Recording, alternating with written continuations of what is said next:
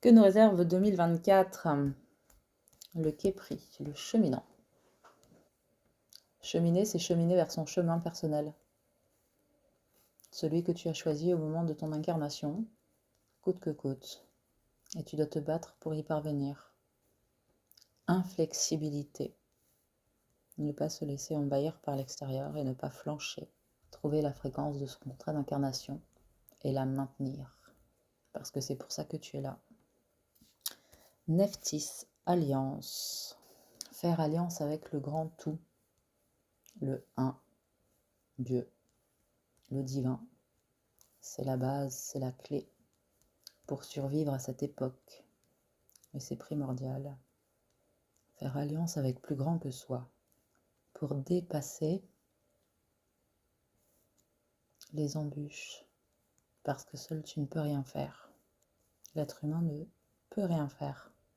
Un être humain sans conscience n'est pas un être humain. C'est juste un corps porteur de mémoires ancestrales et qui ressemblera plus à un animal enragé. Chacun son rôle, chacun sa place.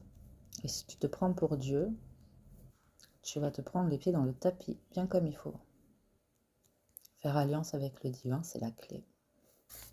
Acquérir la réunion. La réunion n'est peut-être pas ce que tu crois ou ce que tu attends. Il s'agit avant toute chose de la réunion avec le divin. Et tu ne peux la manifester qu'en ayant fait le chemin de dépouillement de soi, du petit jeu, de l'ego et des croyances, des schémas incombants à la 3D, des mémoires que tu as héritées. Rendre ton corps à Dieu, c'est la clé pour diviniser la matière. Et enfin, renaissance, incarnation. Peu importe le projet d'incarnation que tu as signé au départ, peu importe les annexes du contrat, tout est fonction de ton niveau de conscience et de ta fréquence. Au plus tu es souverain, au plus tu as récupéré ton autorité intérieure et au plus tu peux te délester de ce qui ne te convient pas. Sans obligation. La roue de la vie, éternel recommencement ou instant présent sans fin. Du haut de ta barque, tu ne peux rien voir. Change d'étage. Promène-toi dans les hauteurs, dans les hautes fréquences. C'est là que tu pourras respirer. L'énergie de vie est là, à disposition. Elle l'a toujours été.